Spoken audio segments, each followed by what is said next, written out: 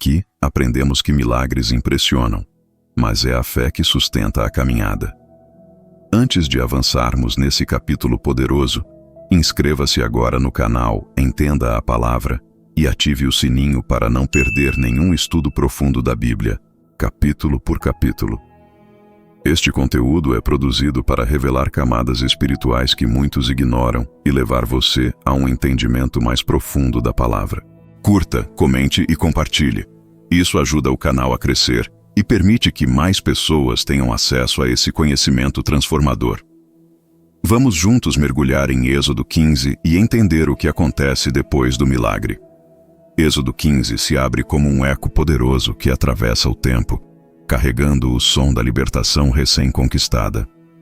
Após a travessia do Mar Vermelho e a derrota definitiva do exército egípcio, Israel não responde primeiro com estratégias, planos ou discursos políticos, mas com adoração.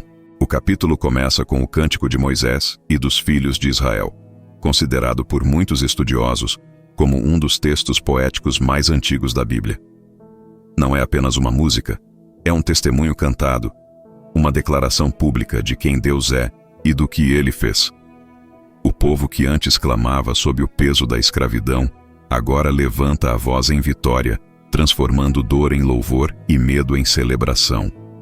Historicamente, esse cântico surge em um momento crítico. Israel ainda está no deserto, sem estrutura, sem terra, sem exército organizado e sem garantias humanas de sobrevivência.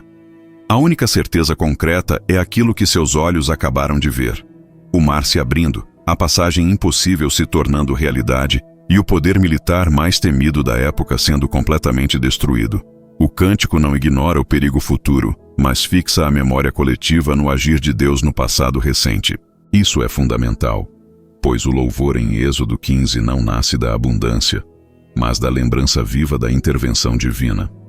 O texto deixa claro que a adoração verdadeira não depende de circunstâncias ideais, mas do reconhecimento da soberania de Deus. O cântico começa exaltando o Senhor como guerreiro.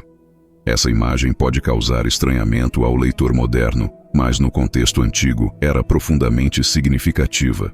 As nações da época atribuíam vitórias militares a seus deuses, e aqui Israel declara que o Senhor é quem peleja por eles. Não foi Moisés, não foi o povo, não foi uma estratégia engenhosa. O Senhor lançou cavalo e cavaleiro no mar. Essa afirmação quebra qualquer tentativa humana de se apropriar da glória. O texto deixa explícito que a libertação não foi fruto de mérito, mas de graça. Deus age porque é fiel à sua promessa, não porque Israel mereça.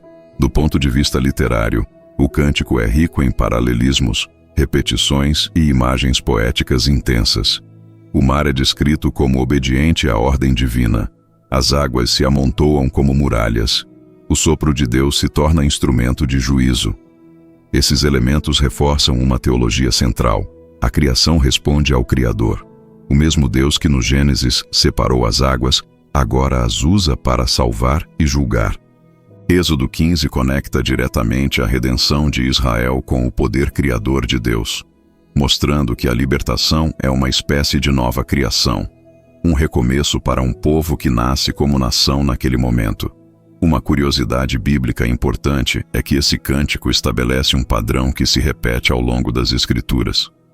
O Apocalipse, por exemplo, fala do cântico de Moisés e do Cordeiro, unindo libertação histórica e redenção final. Isso mostra que Êxodo 15 não é apenas um evento isolado, mas um modelo teológico. Sempre que Deus liberta, o louvor se manifesta. Sempre que o Senhor intervém de forma decisiva, a resposta adequada é a adoração. O povo aprende, ainda que de forma inicial, que a memória espiritual precisa ser cultivada para sustentar a fé nos momentos de crise. Após o cântico de Moisés, Miriam surge como figura central ao conduzir as mulheres com tamborins e danças. Esse detalhe revela que a celebração é coletiva e inclusiva. Homens e mulheres participam do louvor, cada um à sua maneira, expressando alegria e reverência. No contexto do Antigo Oriente, isso é significativo, pois demonstra que a experiência da libertação não pertence a um grupo restrito, mas a todo o povo. A liderança de Miriam também aponta para o papel profético feminino em Israel, algo que muitas vezes passa despercebido, mas que aqui é claramente afirmado. Entretanto, Êxodo 15 não permanece apenas no topo da celebração. O texto rapidamente conduz o leitor a um contraste forte. Após o louvor, o povo caminha 3 dias no deserto sem encontrar água. Quando finalmente encontram, as águas são amargas. O local recebe o nome de Mara, que significa amargura. Esse movimento narrativo é intencional. A Bíblia não romantiza a jornada espiritual. O mesmo povo que cantava sobre a força e a fidelidade de Deus, agora murmura diante da dificuldade. Isso revela uma verdade profunda sobre a natureza humana. Experiências poderosas com Deus não eliminam automaticamente nossas fragilidades emocionais e espirituais. Historicamente, esse episódio reflete a realidade geográfica da região. Fontes de água salobra eram comuns naquela área do deserto, tornando a situação ainda mais angustiante. Do ponto de vista teológico, porém, o texto vai além da geografia. Mara se torna um símbolo das crises inevitáveis que surgem logo após grandes vitórias espirituais. O povo ainda não aprendeu a confiar plenamente. Eles sabem cantar sobre Deus, mas ainda estão aprendendo a descansar nele. Moisés clama ao Senhor, e Deus lhe mostra um lenho que, ao ser lançado nas águas, as torna doces.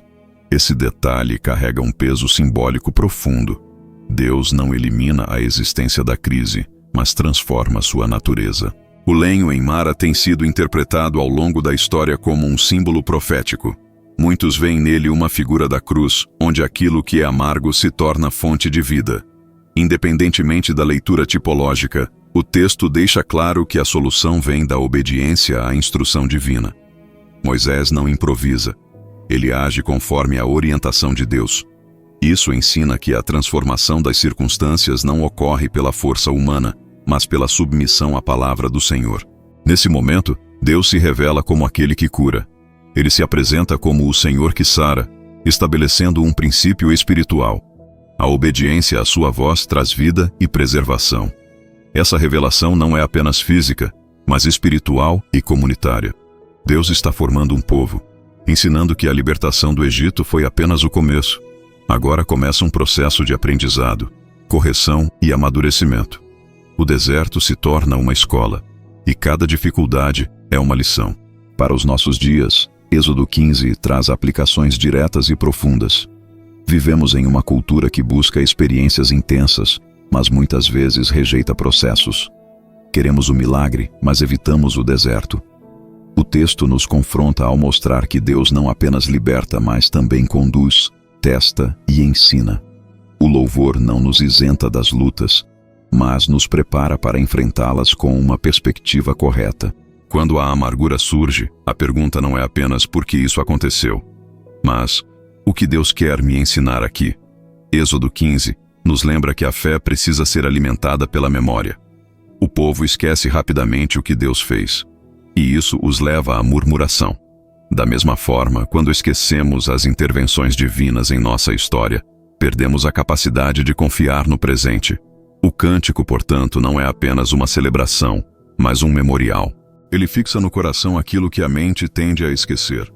Em um mundo marcado pela ansiedade, pela pressa e pela instabilidade, aprender a cantar sobre o que Deus já fez se torna uma arma espiritual poderosa. Assim, o primeiro bloco de Êxodo 15 estabelece o tom do capítulo. Deus é digno de louvor, poderoso para salvar e paciente para ensinar. Entre o mar aberto e as águas amargas, o Senhor revela que está formando não apenas um povo livre, mas um povo que aprende a caminhar pela fé, mesmo quando o caminho atravessa o deserto. O cântico de Moisés não é apenas um louvor espontâneo. Ele é uma declaração de guerra espiritual. Em Êxodo 15, Israel não canta para se emocionar, mas para estabelecer espiritualmente aquilo que Deus já fez no mundo visível e invisível.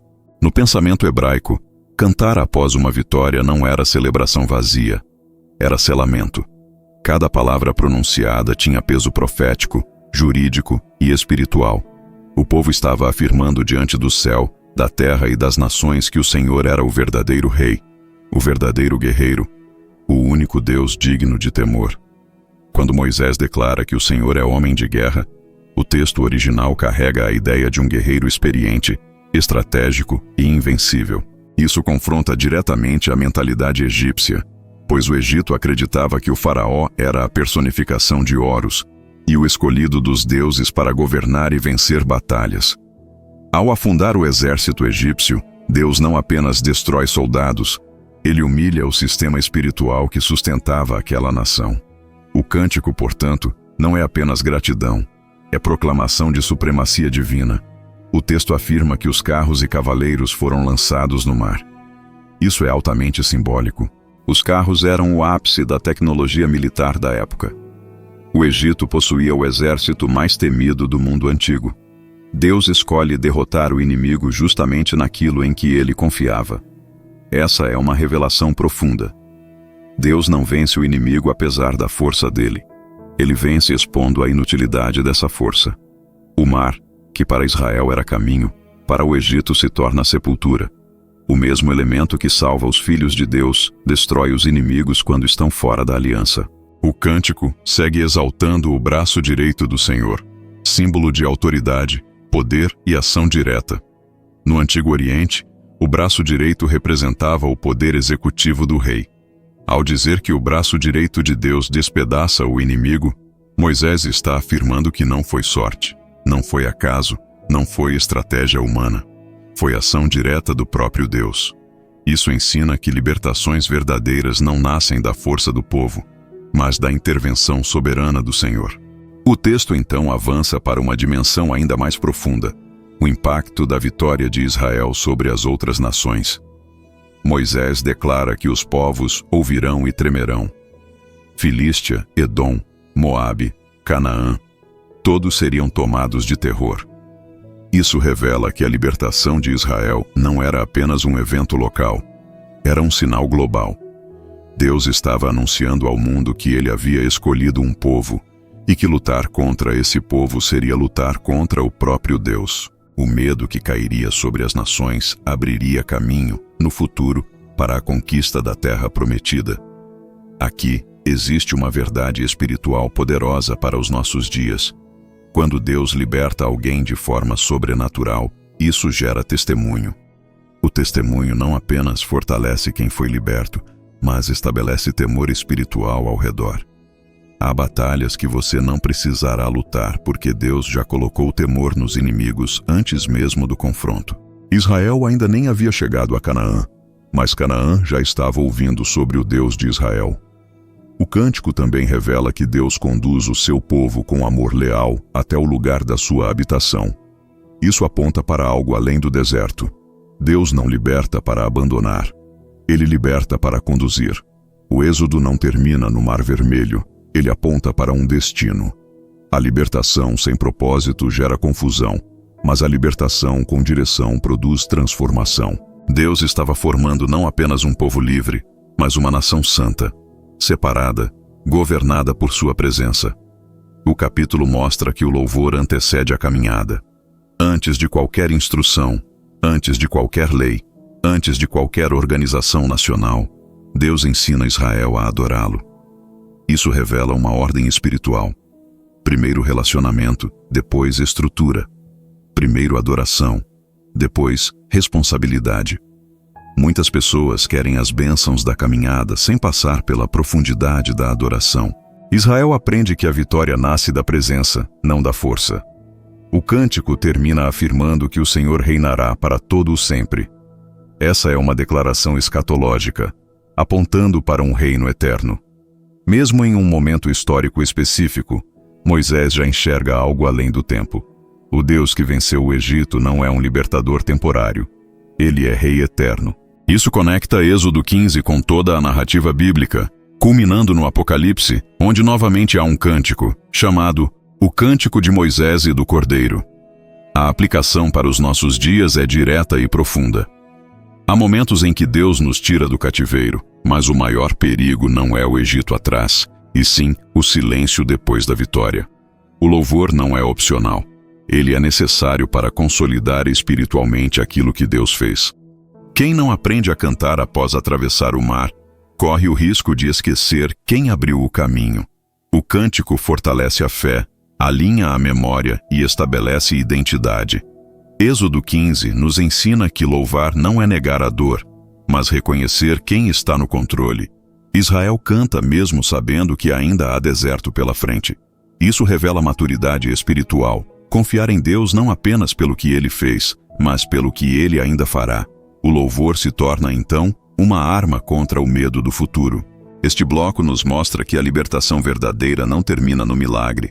Ela começa nele. Deus transforma escravos em adoradores antes de transformá-los em conquistadores. O cântico não é o fim da história. É o alicerce de tudo o que virá depois. O cântico registrado em Êxodo 15 não é apenas um momento litúrgico de celebração, mas um documento espiritual profundo que revela como o povo de Deus compreendia a intervenção divina na história. Após a travessia do Mar Vermelho e a destruição do exército egípcio, Israel finalmente experimenta a libertação completa do poder opressor. Neste bloco, o texto avança para além da celebração imediata e passa a revelar as implicações espirituais, proféticas e existenciais daquele livramento. O povo não canta apenas pelo que Deus fez, mas pelo que Ele é: guerreiro, soberano, fiel à aliança e Senhor absoluto das nações. Historicamente, o Cântico de Moisés é considerado um dos textos poéticos mais antigos da Bíblia. Muitos estudiosos apontam que sua estrutura literária preserva formas arcaicas do hebraico, o que reforça sua antiguidade. Isso demonstra que, desde o início, a fé de Israel foi transmitida por meio da memória cantada. A música não era apenas expressão emocional, mas ferramenta pedagógica e espiritual. Cada verso do cântico tinha a função de fixar na mente do povo quem Deus era e o que ele havia feito, para que jamais se esquecessem de sua identidade como povo liberto. O texto destaca que o Senhor é exaltado como homem de guerra. Essa expressão, embora possa soar estranha à sensibilidade moderna, reflete uma realidade concreta daquele contexto histórico. Israel não possuía exército, armas ou estratégia militar. Sua vitória não foi fruto de habilidade humana, mas da intervenção direta de Deus. Ao se revelar como guerreiro, o Senhor comunica que ele luta pelas causas do seu povo e que nenhuma força humana ou imperial pode resistir à sua vontade. O Egito, a maior potência militar da época, foi derrotado sem que Israel precisasse empunhar uma espada sequer. Teologicamente, esse trecho estabelece uma verdade central que atravessa toda a Escritura. A batalha pertence ao Senhor. O cântico descreve como os carros de Faraó e seus capitães afundaram como pedra nas águas profundas. A imagem é forte, quase brutal, e tem a função de mostrar o fim definitivo da opressão. Não se trata apenas da derrota de um exército, mas do colapso de um sistema que se levantava contra os planos de Deus. O mar, que aos olhos humanos era um obstáculo intransponível, torna-se instrumento de salvação para uns e de juízo para outros. Um ponto crucial deste bloco é a projeção futura presente no cântico. Moisés e o povo não cantam apenas sobre o passado imediato, mas profetizam o que Deus ainda fará. O texto menciona o temor que cairá sobre os povos vizinhos: filisteus, edomitas, moabitas e cananeus. Isso revela que a libertação do Egito não era um fim em si mesma, mas o início de uma jornada rumo à terra prometida. Deus não apenas tira o povo da escravidão, ele os conduz com propósito, direção e promessa. Curiosamente, esse cântico também estabelece um padrão espiritual que será repetido ao longo da Bíblia. Após grandes intervenções divinas, o povo é chamado a parar e reconhecer o que Deus fez. Antes de marchar para o deserto, antes de enfrentar novos desafios, Israel canta. Isso nos ensina que a gratidão precede a caminhada.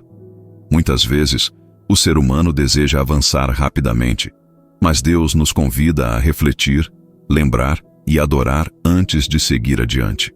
Do ponto de vista espiritual, este bloco confronta uma tendência humana perigosa: celebrar o livramento, mas esquecer o libertador. O cântico reforça que a glória pertence exclusivamente ao Senhor. Não há exaltação de líderes humanos, estratégias ou méritos próprios. Moisés, embora seja o líder, não é o centro da narrativa. Deus é apresentado como Rei eterno, aquele que reina para todo o sempre. Essa declaração é extremamente significativa, pois estabelece que o verdadeiro rei de Israel não é Faraó, nem qualquer líder humano, mas o próprio Senhor. Aplicando essa mensagem aos nossos dias, Êxodo 15 nos desafia a reavaliar como lidamos com nossas próprias vitórias. Quantas vezes celebramos conquistas pessoais sem reconhecer a mão de Deus?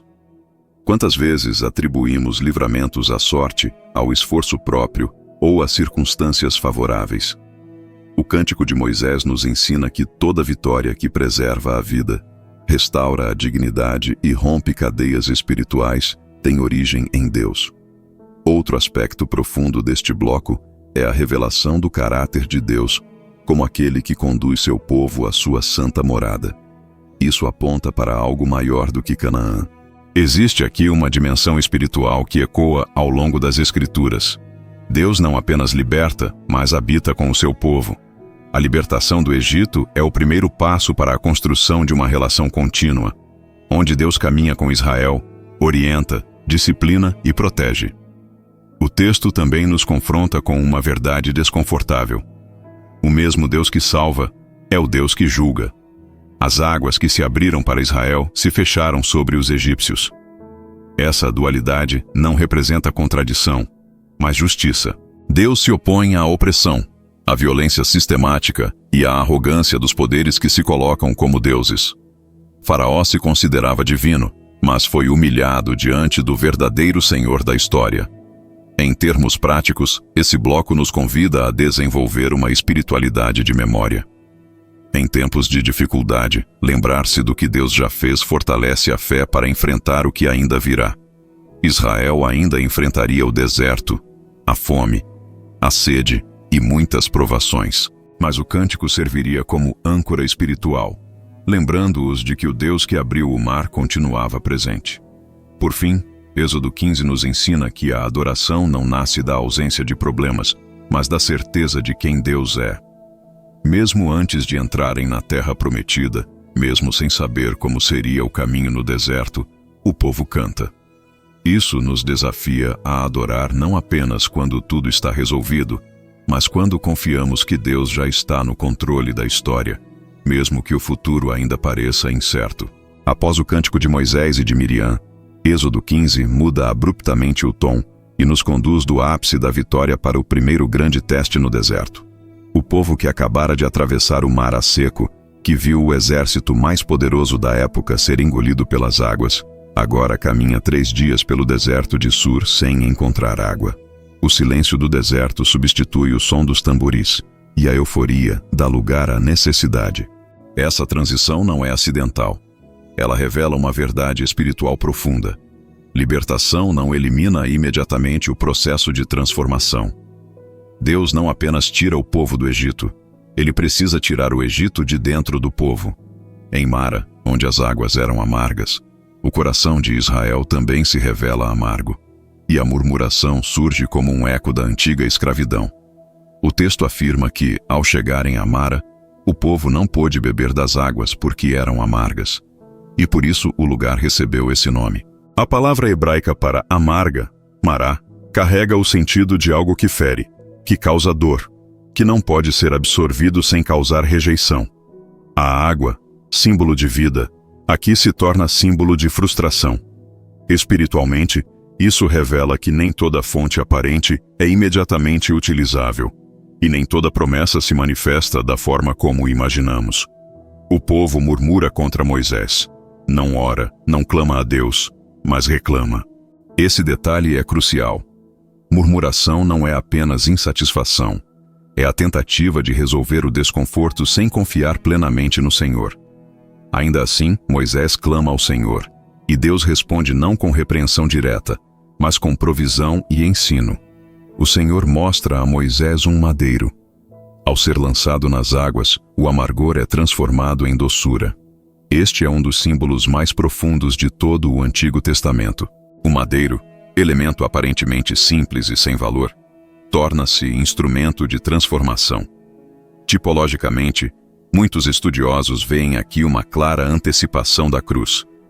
aquilo que é lançado sobre a amargura humana para transformá-la. Deus não remove Mara do caminho, Ele ensina como lidar com Mara. Isso revela que o processo de amadurecimento espiritual não consiste em evitar desertos, mas em aprender a ver a intervenção divina dentro deles. A água não foi substituída, ela foi transformada. A realidade não mudou, mas seu efeito mudou. Logo após esse ato, o texto afirma que ali o Senhor lhes deu estatutos e uma ordenança, e ali os provou. Isso é extremamente significativo. A prova não acontece apenas na escassez, mas na resposta à escassez. Deus conecta a provisão com obediência e faz uma declaração poderosa. Se o povo ouvir atentamente a sua voz, fizer o que é reto, guardar seus mandamentos, Ele não enviará sobre eles as enfermidades do Egito, pois Ele é o Senhor que os sara. E HWH Rafa. Aqui nasce um dos nomes redentivos de Deus, revelado não em um templo, mas no deserto, não em um culto, mas em uma crise. A cura divina é apresentada não apenas como restauração física, mas como preservação integral, corpo, mente, alma e identidade. Historicamente, esse trecho marca o início da pedagogia divina com Israel como nação livre. No Egito, eles obedeciam por coerção. Agora, precisam aprender a obedecer por relacionamento. O deserto se torna a sala de aula de Deus. Mara não é castigo, é treinamento. A amargura revela o que ainda precisa ser tratado no interior do povo. Essa dinâmica se repete ao longo de toda a jornada. Antes de cada avanço, há uma prova. Antes de cada provisão maior, há um convite à confiança. Deus não está interessado apenas em conduzir Israel à terra prometida, mas em formar um povo que saiba viver nela. Após Mara, o texto nos conduz a Elim, onde havia 12 fontes de água e 70 palmeiras. O contraste é proposital. Do amargor à abundância, da escassez à provisão generosa. O número 12 aponta para as tribos de Israel, e o 70 remete à liderança, aos anciãos, à plenitude comunitária. Elim não é apenas um oásis físico, é um sinal de que Deus sabe exatamente quando e onde conceder descanso. No entanto, Elim não é o destino final. É apenas uma estação. Isso ensina que momentos de refrigério não devem nos acomodar, mas nos fortalecer para continuar a jornada. Deus alterna deserto e oásis para formar equilíbrio espiritual. Do ponto de vista teológico, Êxodo 15 revela que o Deus que derrota exércitos também se importa com águas amargas. O Deus que opera milagres grandiosos também atua nos detalhes cotidianos. Isso corrige uma visão distorcida de espiritualidade que busca apenas grandes manifestações, mas ignora a fidelidade diária. O mesmo Deus que abriu o mar é o que ensina como beber água no deserto. A fé madura reconhece Deus tanto no livramento espetacular quanto na provisão silenciosa. O povo, porém, ainda está aprendendo isso. Aplicando essa narrativa aos nossos dias, Mara representa aqueles momentos em que, logo após uma grande vitória, somos confrontados por desafios inesperados. Quantas vezes, após uma conquista espiritual, um avanço profissional ou uma resposta de oração, somos surpreendidos por frustrações, crises emocionais ou escassez? A tentação de murmurar é imediata. O texto nos ensina que a diferença entre murmuração e crescimento está em quem escolhemos procurar. O povo reclamou com Moisés. Moisés clamou ao Senhor. Essa escolha muda tudo. Deus ainda usa madeiros improváveis para transformar realidades amargas. Palavras, pessoas, processos, até dores que, lançadas em suas mãos, se tornam instrumentos de cura. Êxodo 15, nesse trecho final, nos confronta com uma pergunta silenciosa. O que fazemos quando a água é amarga? Fugimos, reclamamos ou clamamos? Deus não promete ausência de amargura, mas promete presença no meio dela. Ele se revela como o Deus que sara, não apenas depois da dor, mas através dela. O deserto não é o fim da promessa, é o caminho da maturidade. Mara não define o destino de Israel. Elim não encerra a jornada. Ambos fazem parte de um processo conduzido por um Deus que transforma escravos em nação, medo em confiança e amargura em fonte de vida.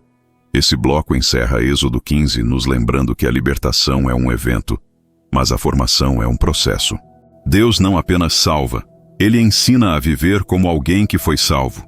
E isso muitas vezes começa exatamente onde menos esperamos, em águas que parecem impossíveis de beber, mas que, tocadas pela mão do Senhor, se tornam suficientes para sustentar a caminhada.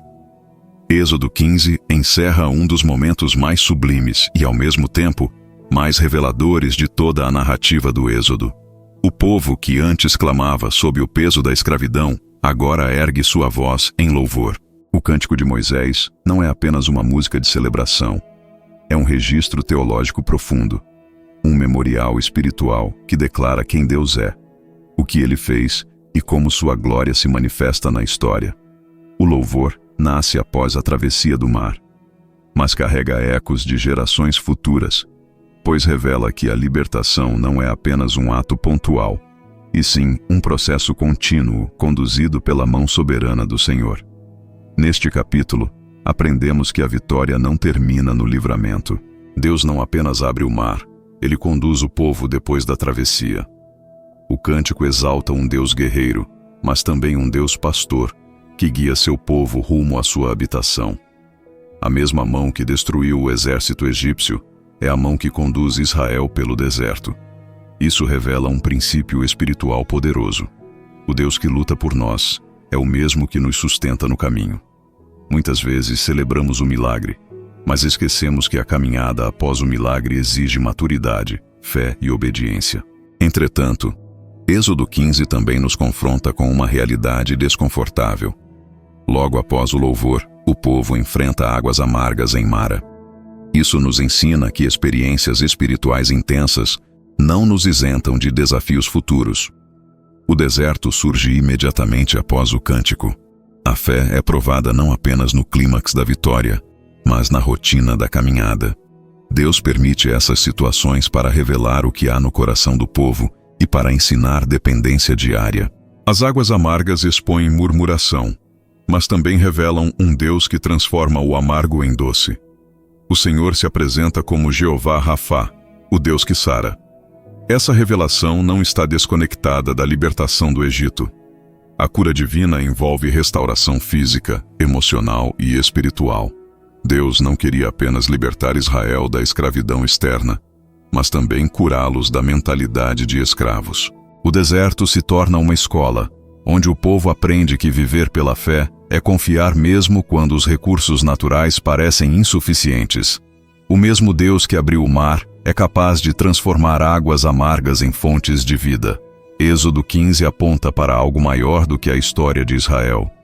Ele ecoa na redenção final, no livramento definitivo que Deus realiza por meio de Cristo. O Cântico de Moisés reaparece simbolicamente no Apocalipse, unido ao Cântico do Cordeiro. Isso revela que toda libertação conduz ao louvor e que toda história de salvação culmina na exaltação da glória de Deus. O Êxodo não é apenas um evento histórico, é um padrão espiritual que se repete na vida de todo aquele que é chamado para fora da escravidão do pecado rumo à liberdade em Deus. Ao concluir Êxodo 15, somos confrontados com uma pergunta essencial. O que fazemos após o milagre? Permanecemos apenas celebrando o passado ou aprendemos a caminhar confiando no Deus que continua guiando?